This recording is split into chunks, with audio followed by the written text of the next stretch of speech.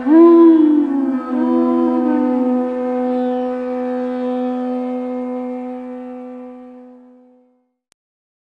Namo Bhagavate Vasudevaya.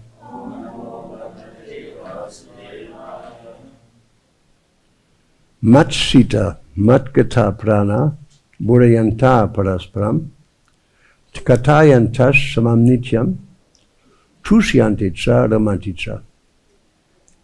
The thoughts of my pure devotees dwell in me.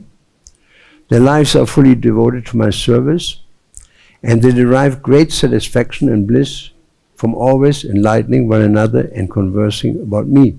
Purport. Pure devotees whose characteristics are mentioned here engage themselves fully in the transcendent loving service of the Lord. Their minds cannot be diverted from the lotus feet of Krishna. Their talks are solely for the transcendental, on this transcendental subject. The symptoms of the pure devotees are described in this verse specifically. Devotees of the Supreme Lord are 24 hours engaged in glorifying the qualities and pastimes of the Supreme Lord. Their hearts and souls are constantly submerged in Krishna, and they take pleasure in discussing Him with other devotees. In the preliminary stage of devotional service, they relish the transcendental pleasure from the service itself. In the mature stage, they are actually situated in love of God. Once situated in that transcendental position, they can relish the highest perfection, which is exhibited by the Lord in His abode. Lord Chaitanya likens transcendental devotional service to be sowing a seed in the heart of a living entity. The innumerable living entities traveling throughout the different planets of the universe, and out of them there are few who are fortunate enough to meet a pure devotee and get the chance to understand devotional service. This devotional service is like a seed and is sown in the heart of the living entity, and it goes on chanting and hearing Hare Krishna, Krishna Krishna, Hare Hare, Hare Ram, Hare Ram, Ram. That seed fructifies just as the seed of a tree fructifies by regular watering. The spiritual plant of devotional service gradually grows and grows until it penetrates the covering of the material universe and enters into the Brahma Jyoti of fighters in the spiritual world. In the spiritual sky also that plant grows more and more until it reaches the highest planet, which is called Goloka Vrindavan, the supreme planet of Krishna. Ultimately, the plant takes shelter under the lotus feet of Krishna and rests there. Gradually, as the plant grows fruit and flowers, that plant of devotional service also produces fruit, and the watering process in the form of chanting and hearing goes on. This plant of devotional service is fully described in Chaitanya Charitamrita, Madhya Lila, chapter 19. It is explained there that when the complete plant takes shelter under the lotus feet of the Lord, one becomes fully absorbed in love of God. Then he cannot live even a moment without being in contact with the Supreme Lord, just as a fish cannot live without water. In such a state, the devotee actually attains the transcendental qualities in contact with the Supreme Lord. Srimad Bhagavatam is also full of such narrations about the relationship between the Lord and His devotees. Therefore, Srimad Bhagavatam is very dear to the devotees, as stated in Bhagavatam itself. Srimad Bhagavatam Puranam Amalam Yat Vaishnavanam Priyam. In this narration, there is nothing about material activities, economic development, sense gratification, or liberation. Srimad Bhagavatam is the only narration in which the transcendental nature of the Lord and His devotees is fully described. Thus, the realized souls in Krishna consciousness take continual pleasure in hearing such transcendental literature, just as a young boy and girl take pleasure in association. Om Agyanti Midandasya Gananjana Shalakaya Chakshun Militam Yena Tasmai Sri Gurave Namaha Sri Chaitanya Manovishtam Stapitam Yena Bhutale Swayam Rupa Kadamayam Darati Swaparantikam. Sri Krishna Chaitanya Prabhu Nityananda Sri Advaita Gadadhar Sri Go Bhaktivinoda Hare Krishna Krishna Krishna Hare Hare Hare Rama Rama Rama Rama Hare. So there's a verse in Bhagavad-Gita in which it says that that which is in the beginning like nectar is in the end like poison. And that which is in the beginning like poison is nectar in the end. And so it is, of course, alluding to devotional service. Devotional service in the beginning is more of a sense of duty and the desire to leave the material world, to go back to Krishna, etc. And it is not easy. Chanting is not easy, particularly when we start chanting. Hearing regularly is not easy. But as we continue in our spiritual life gradually, and I can see this in myself also, there's progression, gradual progression, that gradually one gains an affinity to hear about Krishna, to live in Vrindavan, and to chant Hare Krishna mantra nicely. It takes some time. Srila Bhaktisiddhanta Saraswati didn't believe that one can go to God, back to God in one lifetime. He said that's very rare. He was supposed to have said it will take 2 lifetimes, or 3 even. But the fact is that fortunate are those who somehow or other, by Krishna's kindness, come into the association of devotees. And ISKCON is such a society that unless we waste our time with bickering and criticizing, it can give us the highest good. We should understand that the position in the heart are taken by the enemy, by Maya. There's lust, there's anger, there's greed, there's madness, there's illusion, and finally there's envy. These are the enemies of the soul, these elements. And they have come into our heart just like different demons came to Vrindavan to kill Krishna, basically speaking. So lust, anger, greed, madness, and illusion is on our heart, and envy especially. And so we have to be introspective and see that we are in a difficult situation, namely that we are in the material world. This is not the spiritual world. It's a world of where everything is temporary, as Krishna says, ashvashvatam, and dukkhalayam, where everything is full of suffering.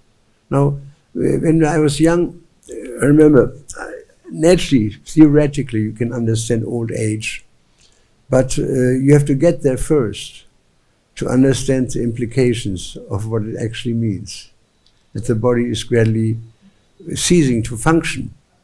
And so when we are young, so many things happen, so many things go through our mind, and particularly the idea is there, we have time, we don't have to worry about it, but time is ticking.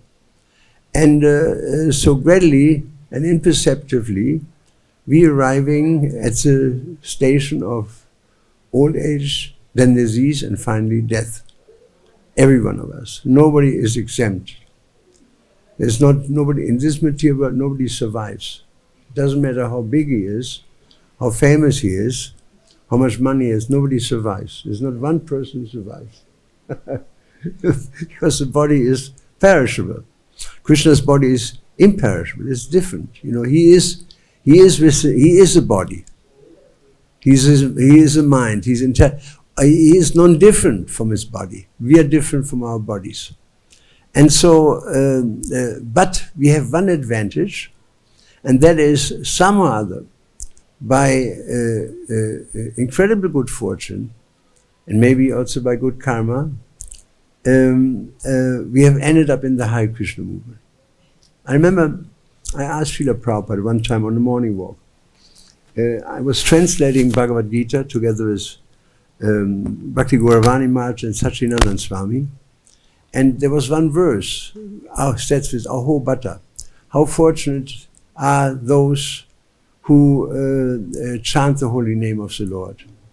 They have taken bath in all the holy rivers of India and visited all the holy places. This is how the verse goes. And so I asked Srila Prabhupada, this verse means that in my last life I must have been in India, because I have visited all the places of pilgrimage and based in all the holy rivers of Prabhupada stopped for a moment and he smiled and said, well, maybe. He said, maybe. He said, that may be true. He said, but most important that you should understand this one thing, namely that I've created your good fortune. And that's a very important sentence, that Prabhupada, he creates the good fortune. If he follows Srila Prabhupada, then he will create the good fortune. Like by the by the blessings of the Paramahamsas, Narad became a perfect soul, just by the blessings. The blessings are most important in this whole thing.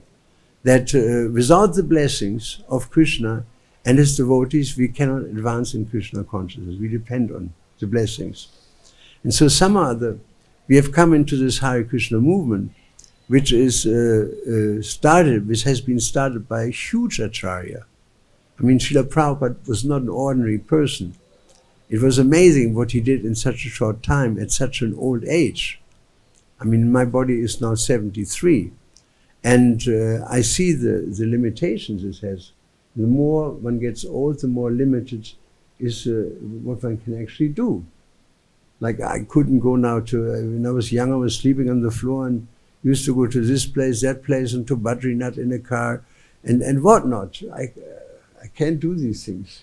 It's not possible. We have to be in this age, we have to be very careful how we move the body and in what situations we put the body in. You know, we are not anymore young. But we have gotten this chance by Srila Prabhupada. And the first thing is, of course, that we have the feedback.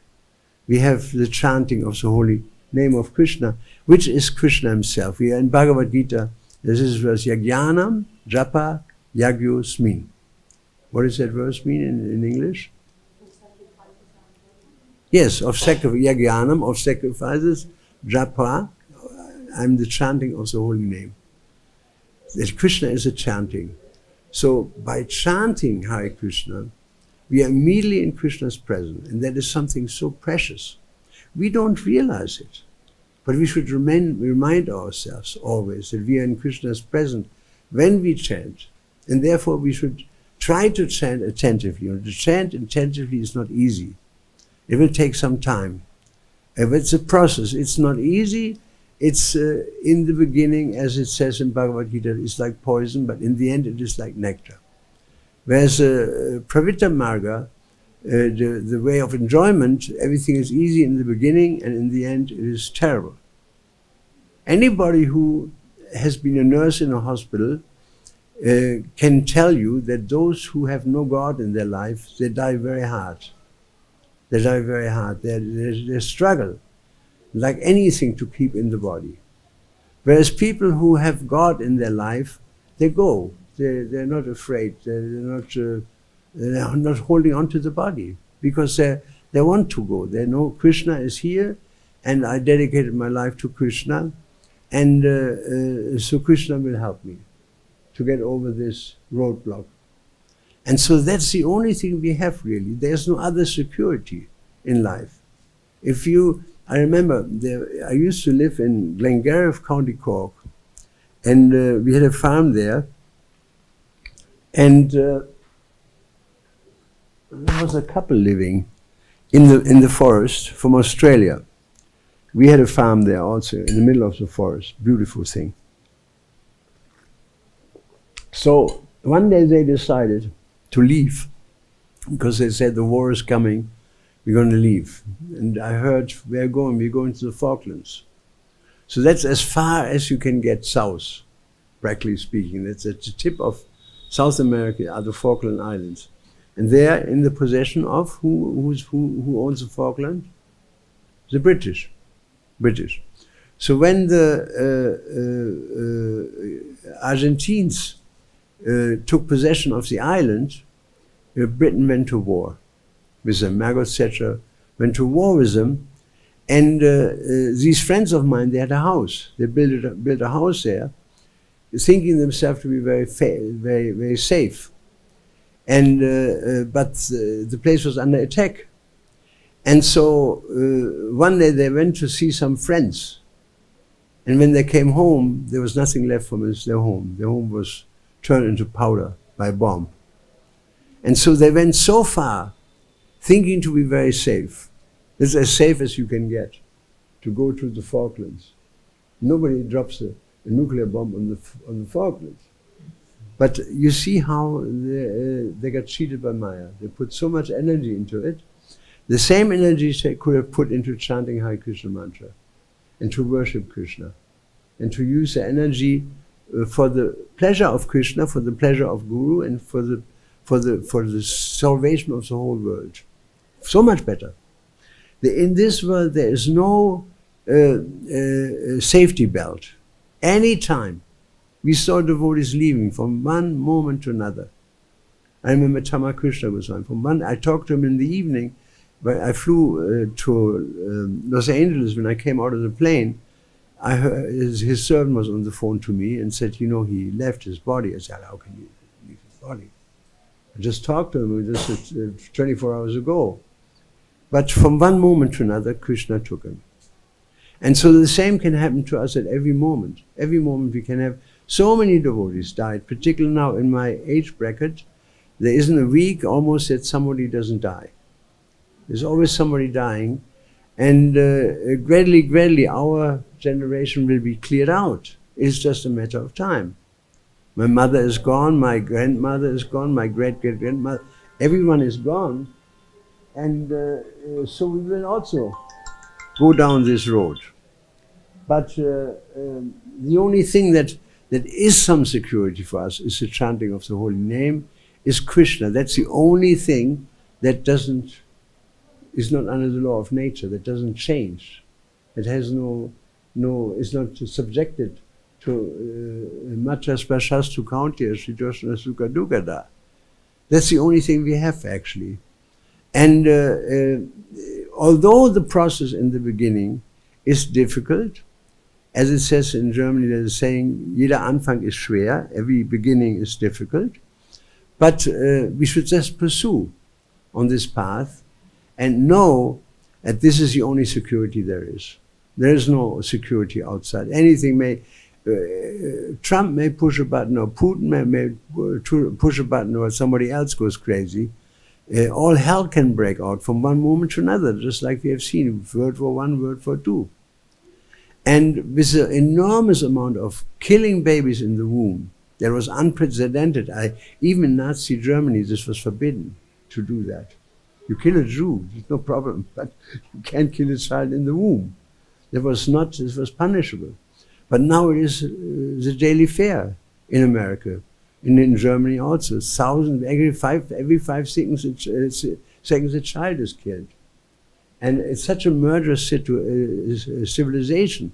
How many animals are killed at every moment? Millions and millions and millions. So we think there is no reactions. People think this is okay. It's not okay. There will be terrible reactions. Who was it? Tolstoy. He said that as long as there are slaughterhouses, there will be war fields. And the famous singer, there's one singer, Nobel Prize winner for peace, he said that for the animal, every human being is a Nazi. And every farm is Treblinka and Auschwitz. These are destruction camps. Every farm is like Treblinka. They're death camps. Basically speaking, every farm is a death camp. These animals, none of them dies a normal death. They're all put to death finally. It's like living in a death camp. And so these reactions will come back to human beings in a big way. As you sow, you shall reap. And so we don't know how the world is going to be like in 10 years, 20 years. One time Prabhupada said, don't come back, because you will find that the world is in a much worse shape than when you were there. And we can see that. We can see the degradation of human society. Even in my life, I can see it. In my life, I remember in our town, a small town, something like 12,000 people, and there was one person who had an illegitimate child. That was a big thing. People thought, my God, how could he do that? And he was, practically speaking, shunned from the community because of it, Today, that's normal. People have children and from 2, 3 different men and marry later. There's just no end to it. What Western society has done to humankind, Western values. Traditional values, they're there since millions of years, since thousands of years.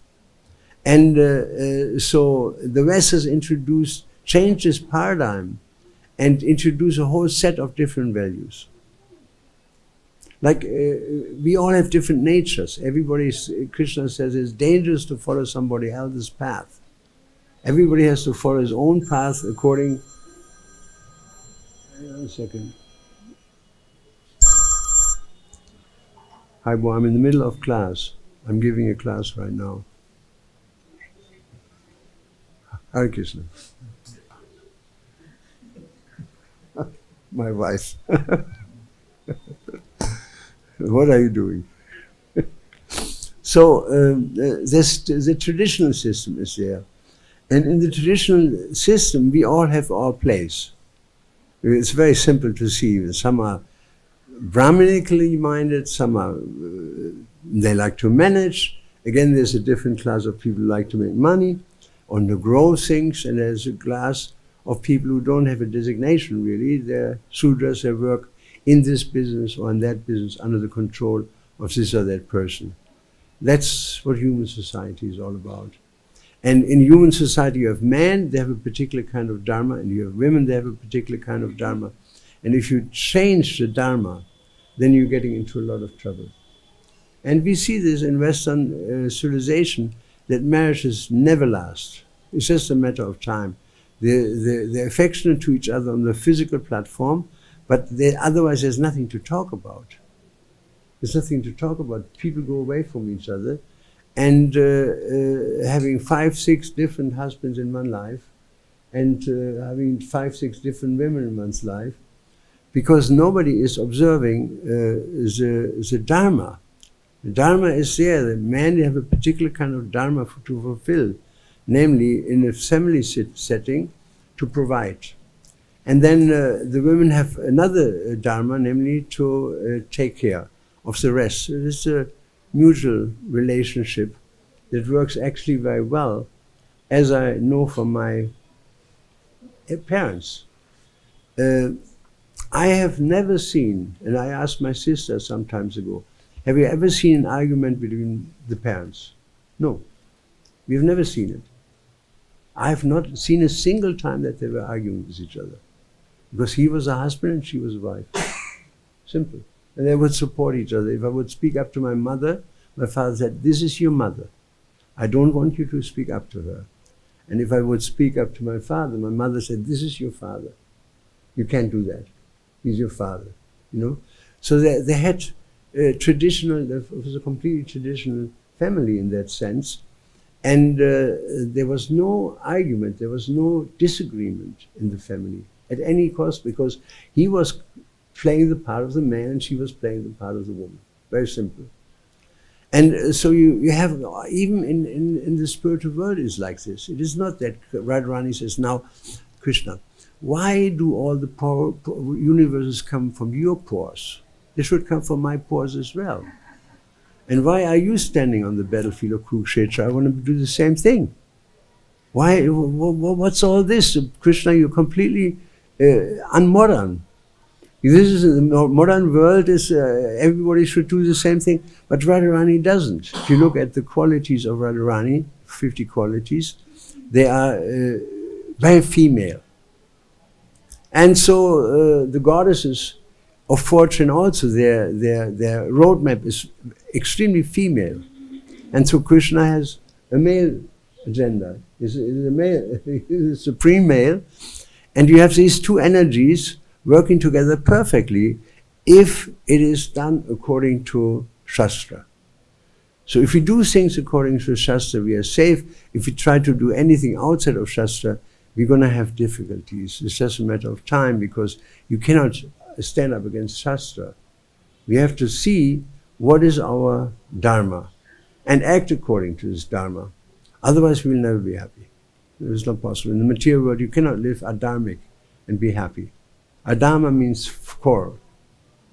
We will start quarreling with each other. And so we are practically the only movement that has clear understanding, at least philosophically. As far as the practice is concerned, that's another thing, particularly in Western countries. But we have a clear understanding of Dharma. What is the Dharma of a human being? Savai Pungsam Paro Dharmo. What is the highest Dharma? Yato Bhakti Rathoksati, to love God, to please God. Yeah, with bhakti-yoga, to please Krishna. That is the highest Dharma. But then on the material level, since we are male and women, we have to act according to our samskara, not samskara, we have to work according to the Varnashram Dharma.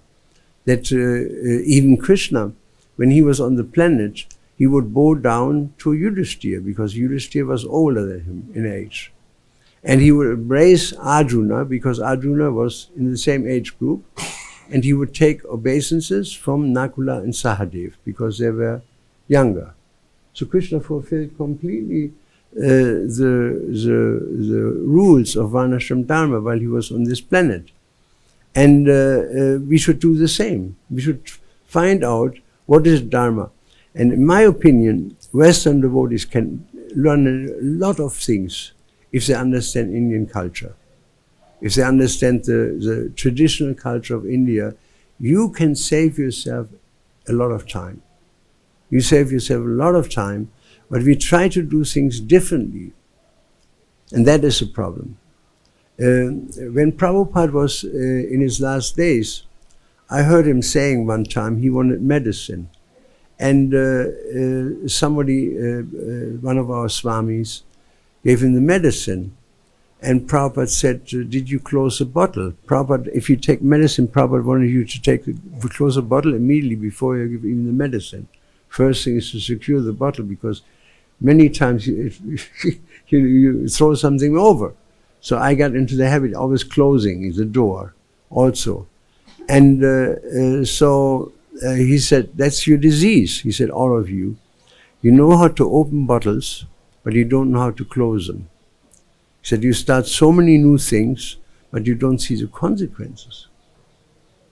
You see, we particularly Western people, they start so many new things, changing, always changing, always changing, always changing.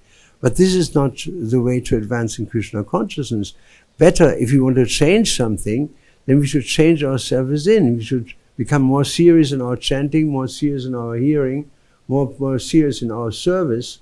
And from there, then we can understand what is the best way to advance in Krishna consciousness, because by doing these things, by chanting and hearing, particularly Vrindavan is such a great place for chanting, particularly japa, and read Srila Prabhupada's books, we take shelter in nothing but Krishna. And that's the point. That ultimately, there's only peace in Krishna. And outside of Krishna, there's no peace. If you want to have peace, we have to turn to Krishna. He's the only one who can give peace. That and if you are full of lust, the only way is to turn to Krishna. Akama savakama vamoksha kama udavadi tivrena bhakti-yogena yajita purusham param. One may be full of lust, sarvakama, moksha kama, one may have the desire to become one with Krishna.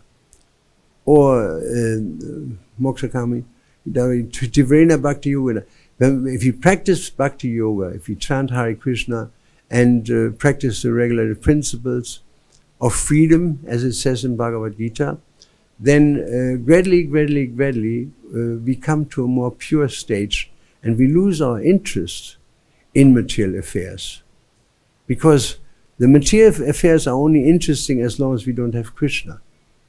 Then they're very interesting. But the more we actually graduate towards Krishna consciousness, the material world becomes less and less important to us.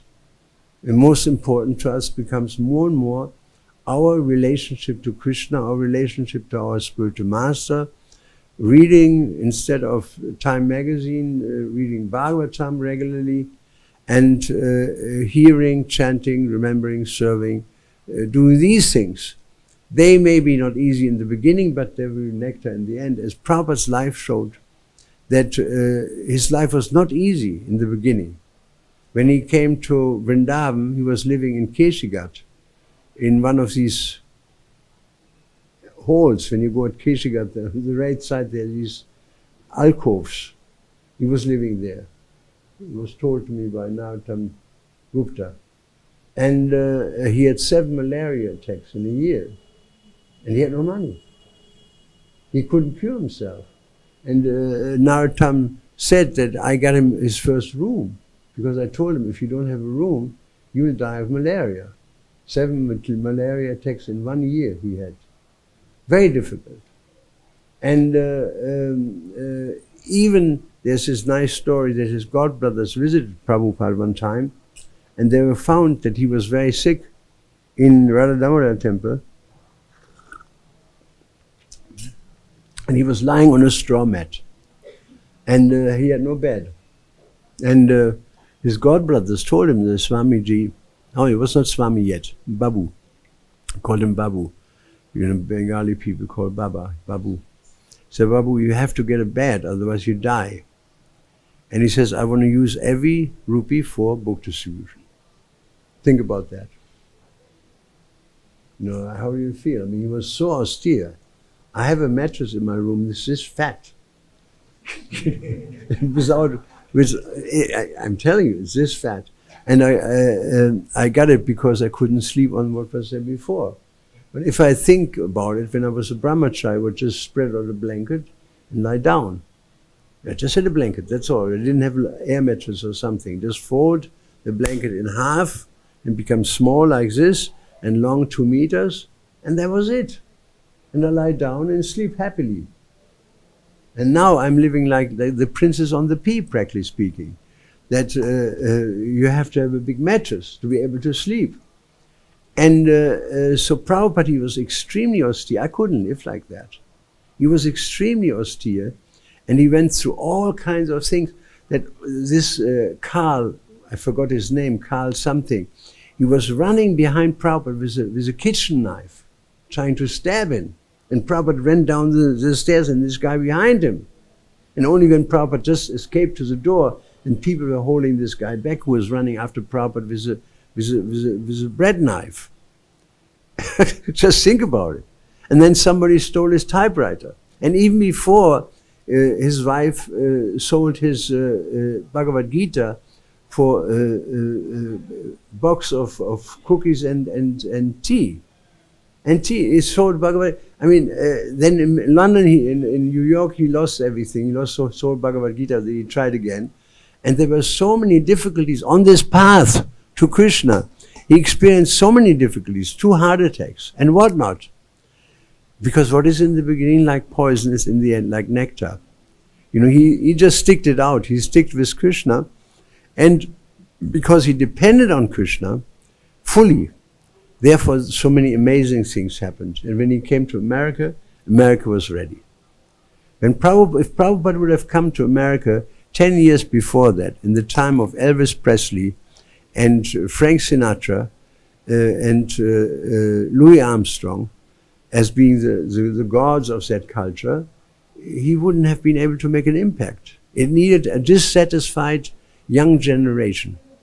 That's what it needs. If you want to do something, just like when you want to go to war, you don't take old people to go to war. You take young people. 17, 18, 19, 20, 25. That's the time when the army wants you. And after that, either you grade, you become an officer, gradually a general, and etc., all the way to the top, or you leave the army and create a family. But to do the work of an army, you need young people. Young people are very enthusiastic and energetic. And so Prabhupada, he landed in America at a time that the young generation was totally dissatisfied with the lifestyle of their parents. They were totally dissatisfied. They were just materialistic, totally materialistic after the war. So this dissatisfaction grew. And there were many people, they were looking for something else. And so at that time, I was part of that generation. I mean, I had a picture of Krishna hanging on my room, over my bed. I didn't know it was Krishna. I had no idea I thought it was some Hindu god, but I had no idea. And I was chanting Hare Krishna, and I didn't know what I was doing, really. I didn't know what it is. I remember one time a friend came and he visited me, and he was at the end of his rope. He was deeply depressed. And he said to me he feels like jumping from a roof. So that was very bad. He was at the end of his wits. He didn't know where to go, how to finish his depressions. And so I said, well, let's sing something. Maybe that will help. And so we sang some Christian song, and by the end of the thing, I came to the Hare Krishna mantra, and I didn't know what I was singing. So I was saying it, and on and on and on, and he started singing, and we started dancing, and it was, after an hour, it was completely ecstatic, and we didn't know what it was. He said, what is it? I said, I don't know what happened. You're still going to kill yourself? I said, no, I feel great. And so I stumbled into Krishna consciousness, some or other. And so many of us, we stumbled into Krishna, we stumbled into Prabhupada, because he said to me in this discussion, I created you good fortune. Imagine Prabhupada would not have gone to America, where would we be? Right? Imagine he would not have come to America and spread the Hare Krishna movement. What would have happened to you? You were lost in material life. So he created our good fortune. It's very important to understand that the spiritual master creates the good fortune of his followers. And that's what Prabhupada did. And he wants us to continue to keep on going and make further progress. And the best way to make progress starts right here, Veedbag. Veedbag and Bhagavatam, the scriptures. And the third thing is, what is the third thing? Huh? Sadhu Sangha, yes, it's important. What else? Huh? Huh? Prasadam. That's the right answer. The prasadam is another one. In the there's a book, the not Bhavishya Purana, Brahma Vaivarta Purana.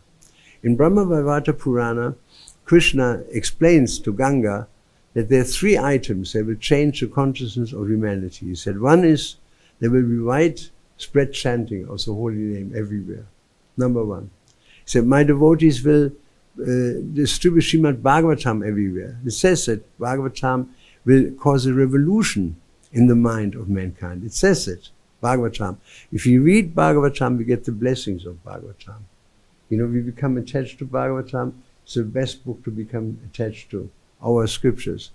And the third thing he says, that there will be widespread offering of prasadam, that people will offer food to God.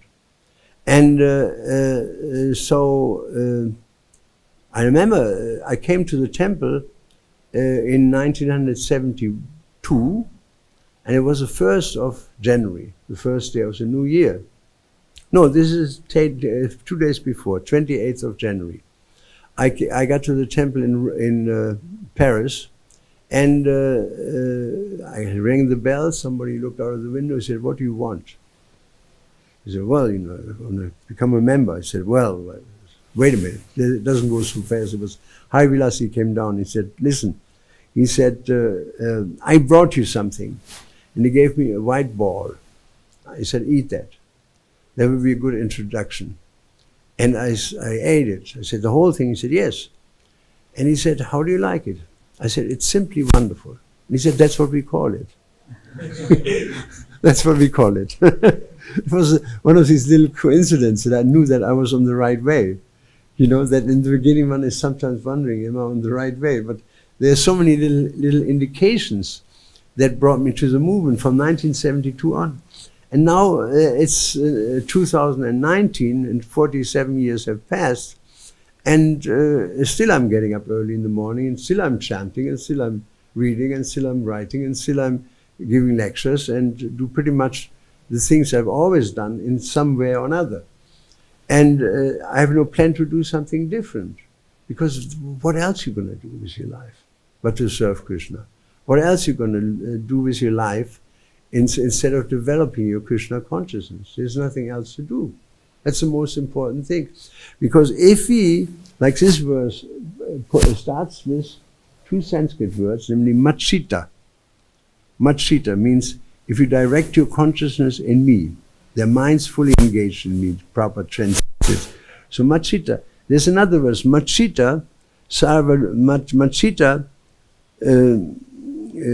Sarva-Durgani. Then all difficulties that are developing in material life, they come from Durga, right? Sarva-Durgani. Mat prasadam, by my mercy, will be destroyed. It's such a simple thing, such a simple sentence. If we understand this one sentence and we take this to our heart, then we can understand the only solution is Krishna. If we direct our consciousness to Krishna, it will solve all problems. And there isn't a more intense way to focus on Krishna than chanting Hare Krishna mantra. Because there we have to focus. We direct our consciousness to Krishna, and that is a solution to all problems. Everything will develop from there. If the chanting is in place, the hearing is in place, the service is in place, and everything will gradually unfold. And Krishna will guide us wherever he wants us, wherever he thinks we can advance the best. He will guide us gradually into the right direction. And that's the progress in Krishna consciousness is gradual. Even if you change your ways, it's gradual. Like Bhakti-yoga Thakur, he used to say that progress means gradual adjustment into the right direction. That's what it is. Gradual adjustment. From a young man's body, we gradually become old and we adjust into the right direction. And direction is Krishna. That's the idea.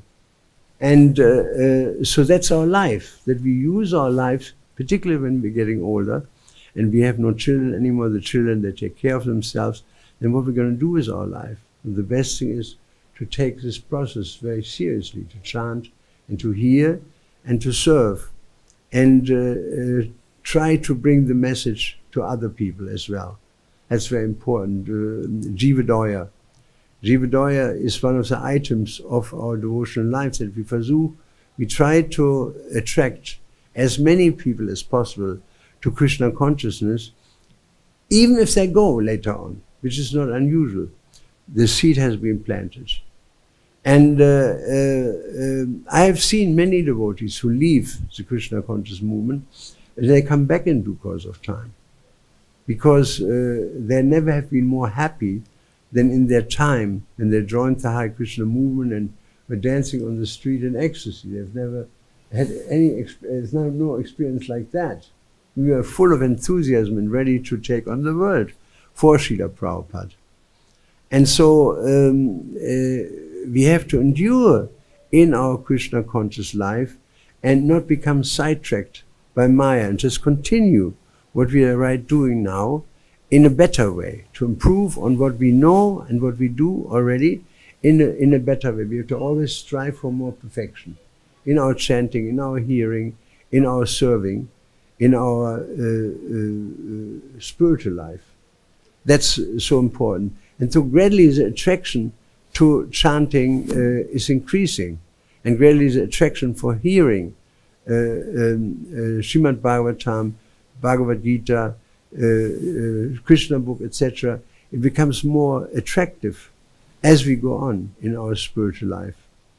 And so, as Bhakti-yoga Thakur said, it's gradual adjustment into the right direction. That we know the direction is Krishna, and Prabhupada has given us a whole life of work to do in the Hare Krishna movement. And you don't have to go outside the movement. There's plenty of work within the movement. If you're a gardener, garden for Krishna. We have so many temples, they're looking for gardeners. If you're Pujari, you don't have a problem to find a job in ISKCON. If you're temple president material, you have no difficulty of finding temples to run. If you're a cook, everybody in the world wants you. If you have any kind of qualification that is useful in Krishna consciousness, you find plenty of places to go. There's no doubt about it. If you can't work in one place, you just have to change the place and go to another place if there's a problem. But you should keep on running. That's the main thing. We should keep on running. I myself went through so many places over my life, in so many different situations. And none of the places were permanent. I thought this is the end. No, it goes on and on. And now I found myself in Vrindavan. I don't even know how I got here. But it was Krishna was pushing it into this direction. So I can only say that we should continue in our Krishna conscious work and not be discouraged by roadblocks. Then maybe a roadblock, if you can't get this way to the other side, you have to go that way. And if that way doesn't work, you have to try this one. If that doesn't work, you try that one. You have to continue and see that these are just roadblocks that we have to overcome. We have to continue in this work of becoming Krishna conscious and taking other people on the path of Krishna consciousness. Hare Krishna.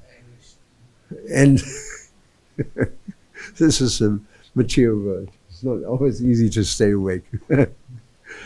So we have to continue on this path. Like Prabhupada says, or in Bhagavad-Gita, Krishna says, those who are determined, their goal is one. The mind of those who are not determined is many-branched. Then we have so many ideas and so many, it's unlimited. The material world is like a desire tree with unlimited forms how we can spend our life. No doubt about it. Unlimited forms to enjoy, unlimited forms to, but none of these enjoyments are real. Because for the simple fact that I'm a soul, I'm not the body, I'm a spirit soul. I have my only thing that what is eternal is my relationship with Krishna. That is eternal. Body may change, body will change. I may live on this planet, on that planet, but the one thing that is real in this whole thing is my personal relationship with the Supreme Lord. Krishna knows me. He knows every one of us. Think about that. He knows every single one, and he sits in the heart of every single one of us, even animals. Ishvara Sarvabhutanam, the Lord of all living beings. Sarvabhuta. Ishvara, Supreme Controller, Ishvara. Sarvabhutanam, of all living beings. Hare Deshe Aduna Tishtati, is situated in the heart. Brahmayan Sarvabhutani, Yantra Rudhanimaya, and the body is like a machine. That is our situation. And he advises us in Bhagavad-Gita. We need Shastra to understand ourselves. He speaks in Shastra like there's Bhagavad-Gita, there's Uddhava-Gita, there's Mahabharata, there's Srimad Bhagavatam, there's Bhagavad-Tamrita, Chaitanya Charitamrita. There's so many books where we can take instructions, nectar of devotion, Bhakti-yoga Sindhu also, to continue in our life and not be disappointed when things don't go the way we thought it is, because sometimes Krishna doesn't allow to happen something that we think is good because it turns out not to be as good as we thought it is. So the best thing is to develop our relationship to Krishna under all circumstances, although it may be at times not easy. Maybe at times not easy, and it is not easy sometimes to continue on this path, but we have no choice, there is no alternative but to run towards Krishna. And to that degree we run towards Krishna, to that degree Maya loses its grip on us. And to that degree we turn away from Krishna, we fall into a place of trouble. This trouble, this deviation, that deviation, this money, that money, etc. And ultimately we die in despair. Although in the material world we have plenty, we may live in the midst of plenty, still we are starved to death spiritually. And so the way to give up the material world is actually, like Krishna says in this verse, Vishaya vinivatati nira lasede rasavajam rasopyasya paramdishva nivachati. One has to come to the higher taste. And to come to the higher taste is in the beginning not easy. You have to go from Shraddha to Sadhusanga, and from there to Bhajana Kriya, and from there to Anatta Nivritti, and then Nishta, and then it's Ruchi, then it's taste there. Ruchi is coming in due course of time, but not in the beginning. In the beginning we have to just plow through and continue on this path. And we can come to Ruchi if Krishna gives us this facility. It depends on Krishna. If Krishna is satisfied, and Krishna is satisfied when the spiritual master is satisfied. So we have to work for the satisfaction of Guru and Krishna, and in this way gradually get their blessings, because by their blessings, if one is blessed by a great soul, he will go back to Godhead. Even if it takes time, he will be blessed. And Prabhupada blessed us all. That's why he said in this conversation I had with him, I created you good fortune. Wonderful. This was the answer he gave to me, and I'm really happy that I heard this, that here my Guru Maharaj tells me personally, I created you good fortune. And so that's the fact that the spiritual master is a representative of God. He comes into this world, he descends into this world. Prabhupada descended. He admitted to Bhavananda Prabhu one time, he said, I did not want to come to this world. I didn't want to come actually, but Krishna told me you should go. And I said, but that's such a dreadful place, such a dangerous place. And Krishna said, Krishna told me, he said, don't worry about it. I take care of you. So from this little piece of conversation, it appears that Prabhupada came from the spiritual world, that he's a Shakti Avisha avatar, and was born just at the right time to be ready to preach the message of Krishna consciousness when he arrived in America. If he would have stayed in India, nothing would have come out of it. India was not ready for it. So he went to the West and found many people that were interested. And then he took these people back to India. And there in India we built all the temples, basically speaking, our generation. It was the West came to the East. And now the situation is that we have all these temples in India, and now the Indian people take over and develop so many temples in India. There will be another wave, and that means Indian culture will go back to the West. And that's something we will all witness in due course of time, that ultimately the Vedic culture is the only culture in the world.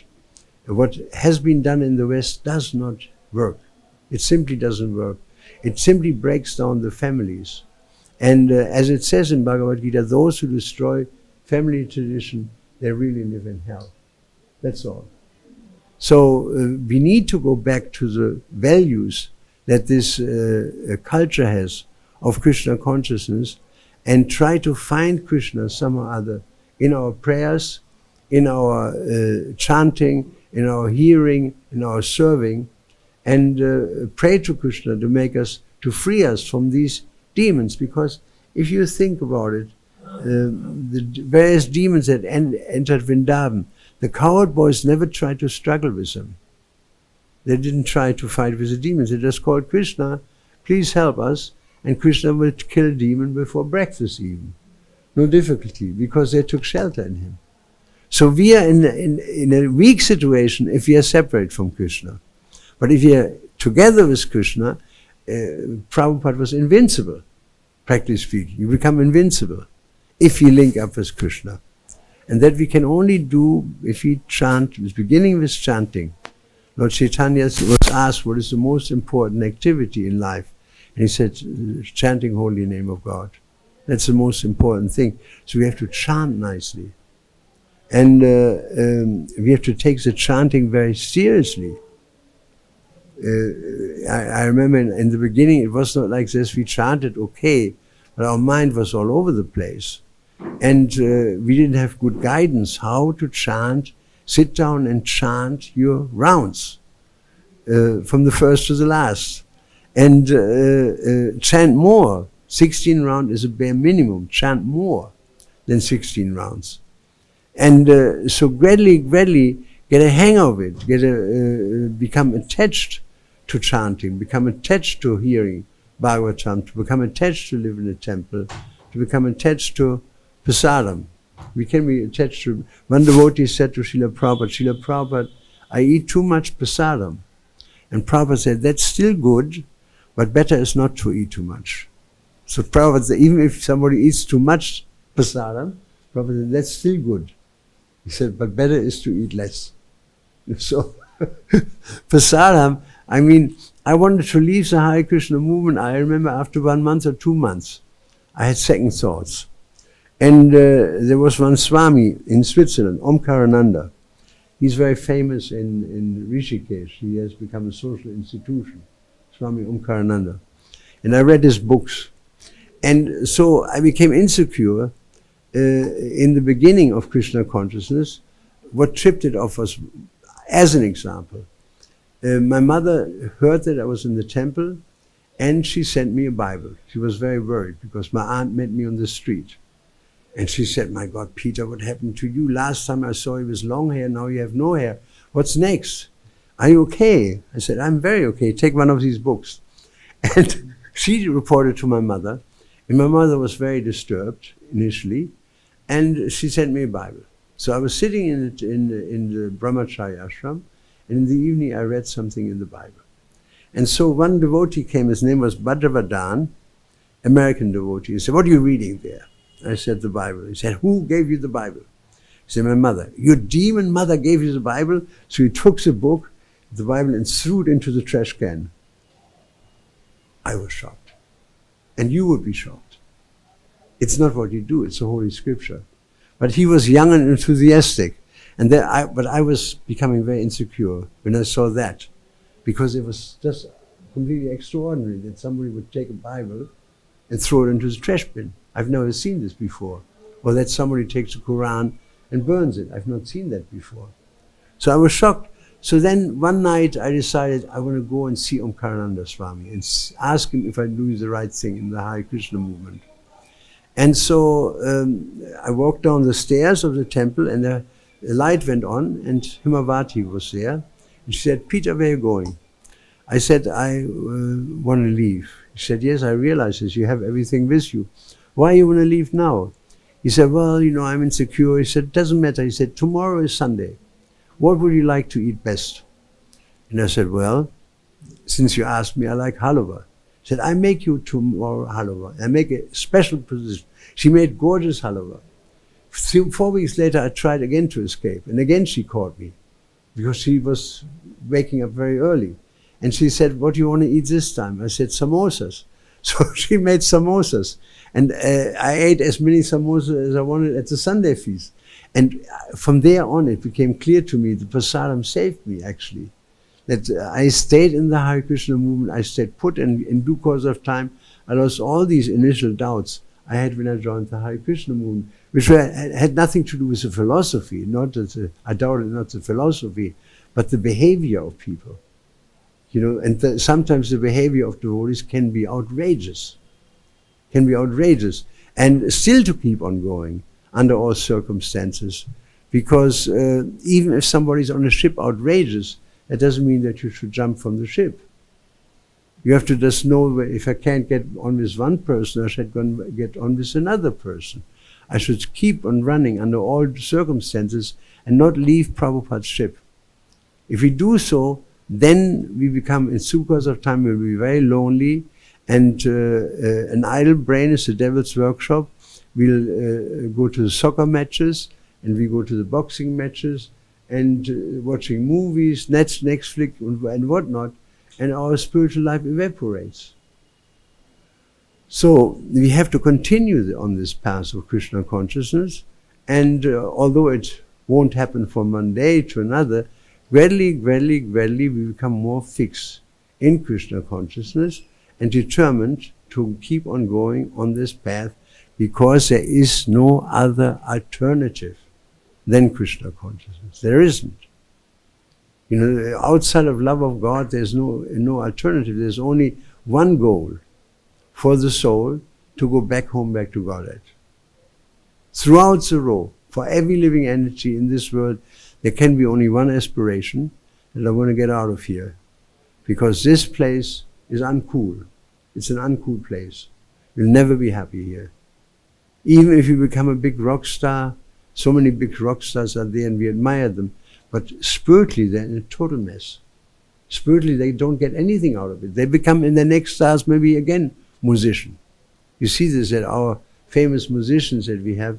They take to instruments, they play an instrument with 3 years, they automatically are directed towards an instrument, and they play it, and 10 years, 15 years later, 20 years later, they are a star.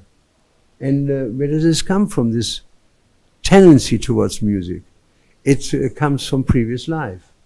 And so it can be a blessing if it is used in Krishna consciousness, like George Harrison did. It can be a blessing. But otherwise, to have one of these qualities are a curse. because it will simply bring us to our next body. That's all. It won't bring us to Krishna.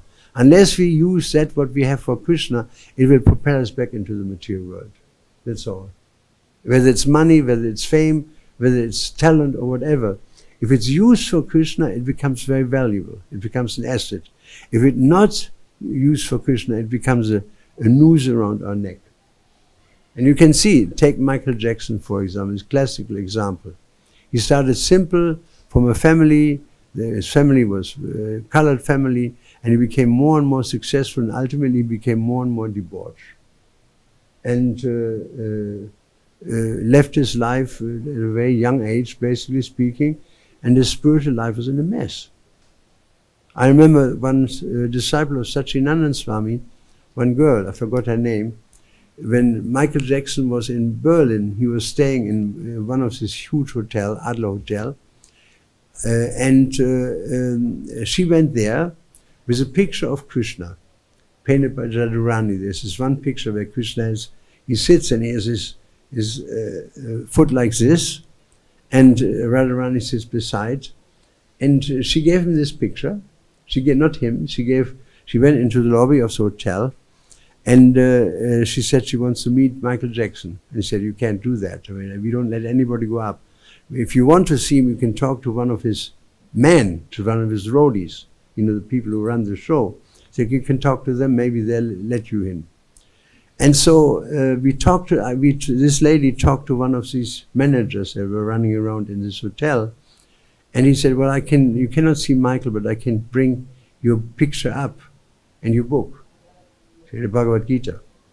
And little later, the lift came down, and Michael Jackson came out of this lift, and he went to the girl and said, I like your picture.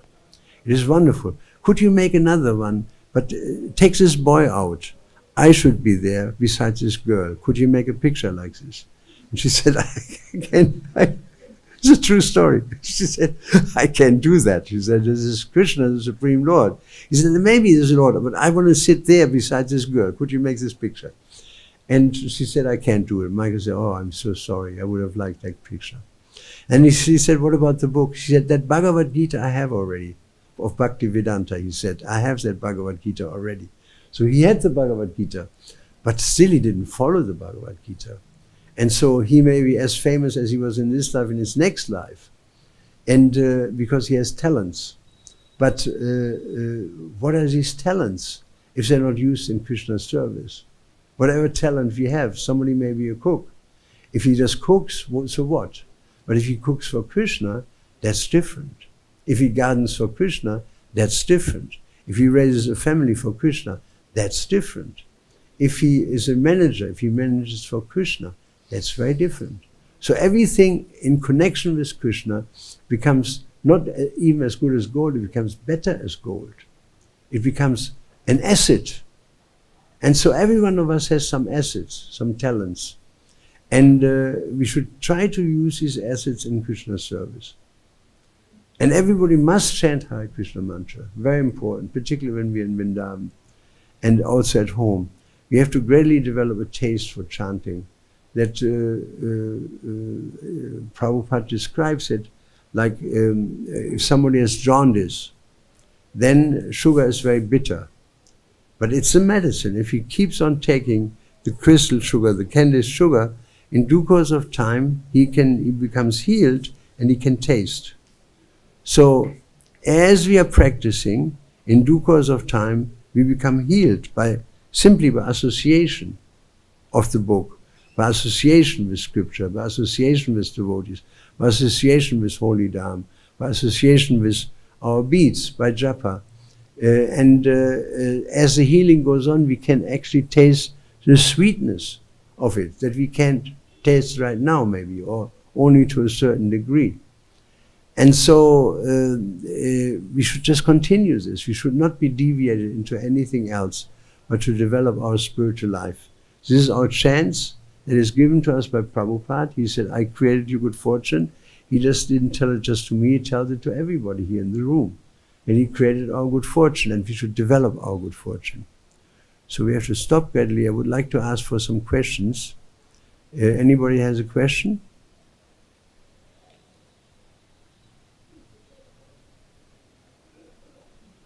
Come on.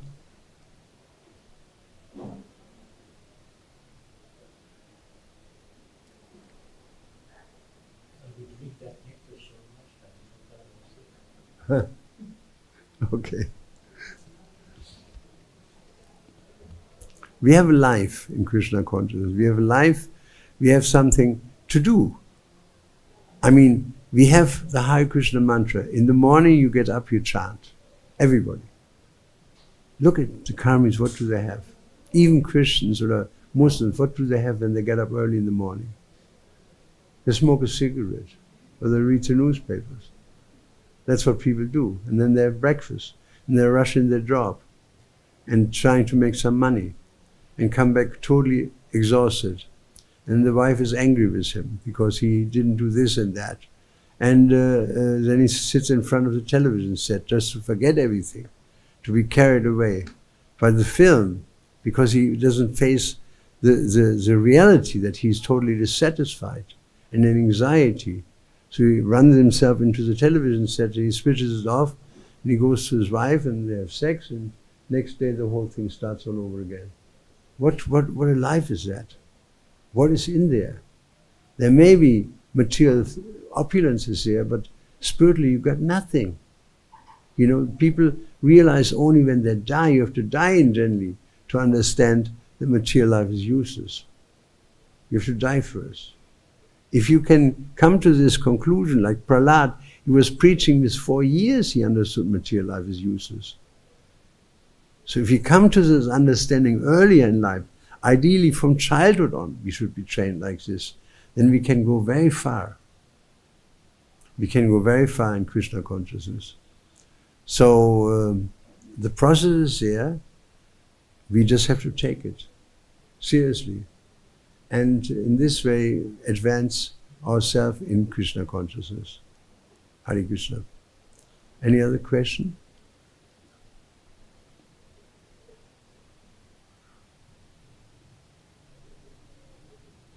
Yeah.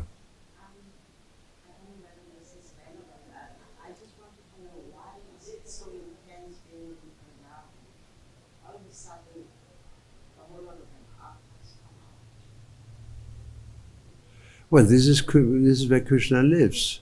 It's a very special place. Mayapur also. It's a very special place, and so the impression is very strong. But we may not be able to deal with it, you know. So we have to just take faith in Krishna. We can, if it's getting too much for you, just go to Lord Balaram, to Lord Nityananda. Prabhupada told us, and ask him, what shall I do? Prabhupada said when he installed these deities that if you have any problem in your spiritual life, just go to Nityananda Prabhu. We have installed now Nityananda here, together with Lord Chaitanya, the Transcendental Brothers, and you go to them and present yourself and say, I have this and this problem. What shall I do? And if we ask Krishna, it will happen. In due course of time, we get an answer, not from one moment to another. We can take shelter like this in Krishna. We can also ask God brothers. Sometimes God brothers or God sisters, they have your answer. You know, but sometimes we are not daring to ask.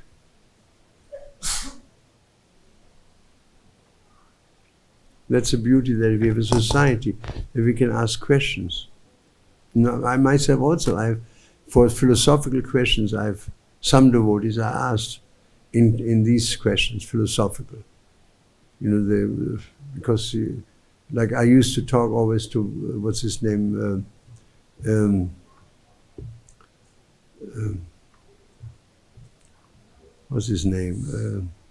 Paranadana. This is what you call a senior moment that you don't remember. Gopi Paranadana, if I have a philosophical question, because you get a very good answer from him. So we should ask questions. I'm always asking questions, you know, to people. Why is this? Why is that? What was Prabhupada's idea? You know? We can ask Prabhupada questions also. We can ask, if we are second generation devotees, we can ask our spiritual master. And if he doesn't know, we can ask somebody else.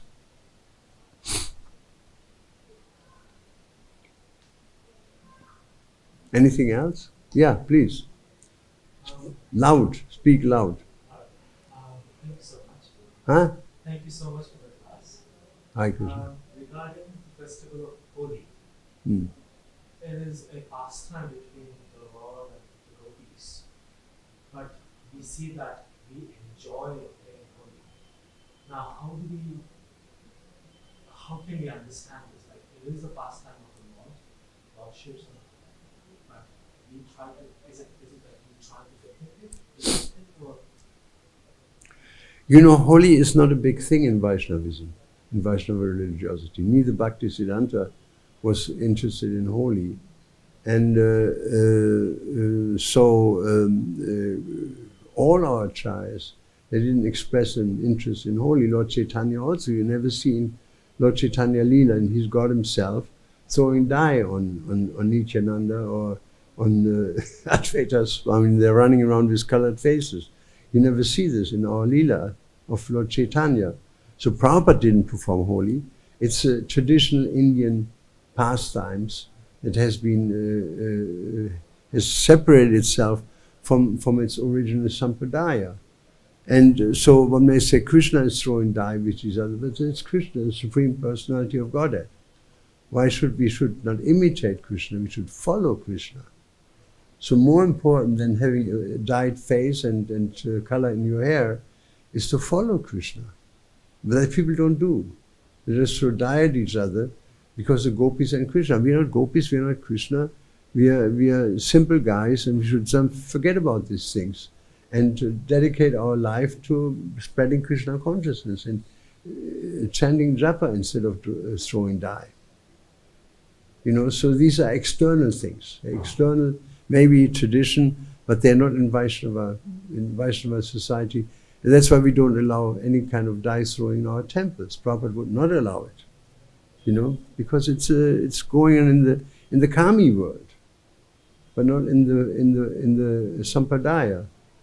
So we have a sampradaya that tells us what to do and what not to do, what is pravitim and what is nivitim. And so that's why we don't participate in Holi. We don't have this in our society. I never saw in my whole life in ISKCON that there was the throwing of colors onto each other was an issue. Not one time, I don't know one temple that it became an issue while Prabhupada was there. It was never an issue. It's just the external society is doing it, you know. So we have to, you're coming from an Indian tradition, you have to clear out, there are many things that have been done in India that are not really on track with the Vaishnava Sampradaya. And so you should leave them behind.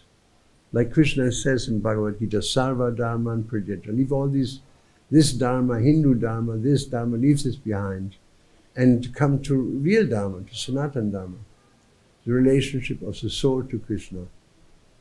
You know? So human beings tend to speculate, you know, when it comes to God, because they don't have a direct experience of God, and so they speculate about God. Even in Bhagavad-Gita, if you look at the 17th chapter, there's a verse, and this is now 5,000 years ago, that Arjuna asked Krishna, let me see.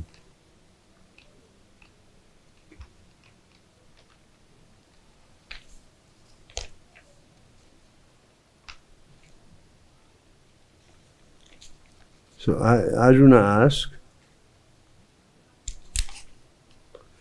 O Krishna, what is the ultimate situation? What is the situation of those who do not follow the principle of scripture, but worship according to their own imagination? There you have it, you know. The people imagine these things, you know, and they start traditions. Worship according to their own imagination. Are they in goodness, passion, or ignorance? And Krishna says, according to one's existence under the various modes of nature, one evolves a particular kind of faith. So the different religiosities you have on this planet, they have evolved in due course of time. They are not based on Shastra, they have evolved in so many things, and people worship. There's I saw a film on a man in Mangalore and he's worshipping Donald Trump. And he now builds a temple for Donald Trump, small temple. He's completely into Donald Trump. He thinks he's an avatar, a descendant from the spiritual world. How can you be so foolish? I wouldn't buy a carpet from this guy. You know, how can you take him serious? How can you worship a man like this? So there are so many things. People have been worshipping Hitler sometimes in India. You know, so if you come from this background, you have to have a reality check, basically speaking. And the best reality check we can do is to see how this fits into our sampradaya. And if it doesn't fit, forget about it. Forget about it. You know, why should we hanker? I mean, just like I come from a Christian background, there's so many things in Christianity that you believe to be true. But now I understand it's all dogma. It's man-made religion, far away from the original teaching. And so never has been an issue in ISKCON temples. Prabhupada never introduced it. And so we just, if you want to be safe, this is what I do. You ask yourself the simple question, what would Srila Prabhupada say to that? It's simple. You know, it's very easy to find things which are wrong if you ask this question. What would Prabhupada say to that? So if we stay with Prabhupada as close as possible, we are very safe. If not, we can go into so many directions. One time, Sadadanya Prabhu, he went to Prabhupada's room. The Ganges was becoming bigger and bigger. And in the rainy season, and he went to Srila Prabhupada and he said, Srila Prabhupada, the Ganges is rising, but it doesn't come to our place. It doesn't, because of Bhaktisiddhanta's road. And Prabhupada said, that's the point. As long as we stay on Bhaktisiddhanta's road, we are very safe. But if you start concocting, inventing, you know, then how can you please Krishna like this? How do you know that Krishna is pleased? Like if you want to know how to chant Hare Krishna, Prabhupada, he knew how to chant better than anybody when it comes to pleasing Krishna. So we should try to be as close as possible to his movement and to the instructions he gave. And so you won't find any instructions on holy in Prabhupada's books. No concern whatsoever. These are customs. You know, like Krishna, they wanted to offer a sacrifice to Indra because that's the tradition. And Krishna said, forget about the tradition. You know, worship me. You don't need us. You know. So in the same way, there's so many traditions. Why should we follow them? If we see that they're different from the instructions we are getting from Parampara, why should we follow them? Just because in the West people are doing things, that doesn't mean we should do it. You know, in the West, there's no culture. In the West, men and women are the same. This is not natural. Why should we follow that paradigm? If we follow the Western life, there's a saying, one philosopher in the West, he said, that religion that marries what did he say? That marries the spirit of the day. That religion that marries the spirit of the day will be a widow tomorrow. Will be a widow tomorrow. Because the times are changing. So if you take Western standards, it's like a woman who marries somebody who's going to die in no time. This culture cannot survive. Western culture cannot survive. It's impossible. The kids are going crazy. It's going to implode. It's just like the Roman Empire. It's like the British Empire. All these empires come and go. And we should not take direction from these people. You know, we should stick to our own culture, which is Krishna conscious culture. You cannot go wrong. If you stay with Prabhupada, you can, because he created your good fortune. He created my good fortune, created your good fortune. Why you want to go anywhere else? Right? It's simple. It's simple. Like I personally, I have a doubt why our ladies should dance in such an exuberant way in front of the deity, because we never had that. We dance like this. Whether you're men or girls, we dance like this. This was what Prabhupada introduced. And when I can relate to it if we do this in some street event or in some program. I can relate to that, but in the temple in front of Krishna, we have to be a little bit more conscious that we are very small and we should not introduce ourselves like this. If you were God and somebody comes in front of you and goes like this, you say, what's wrong with him? Right? I mean, if you want to see people dancing kirtan, just go to Bangladesh, just go to Bengal. You see, they're dancing like this. Oh, man, women. I saw it myself in Mayapur. After Janani gave a lecture, he said, now you should have kirtan. They formed a circle and danced in front of the deity, and everybody lifted his hands and did the Swami dance. And then I understood where it comes from. It's a tradition. You know, the Bengali Vaishnava tradition. So we are introducing so many fancy things that ultimately direct us away from Krishna. Like if somebody is a good musician, you know, if he doesn't take to Krishna consciousness, he will be caught by his music and he gets carried away from Krishna. So it is better to be conservative, much better, to be as conservative as possible and not introduce things. Like Prabhupada said, you know how to open bottles, but you don't know how to close them. You start so many new things, but you don't see the consequences. You know? Okay, I thank you so much. I wish you all the best in your spiritual life. God love you. He loves me too. Hare Krishna, Krishna Krishna, Hare Hare, Hare Rama, Rama Rama, Hare Hare. Srila Prabhupada ki.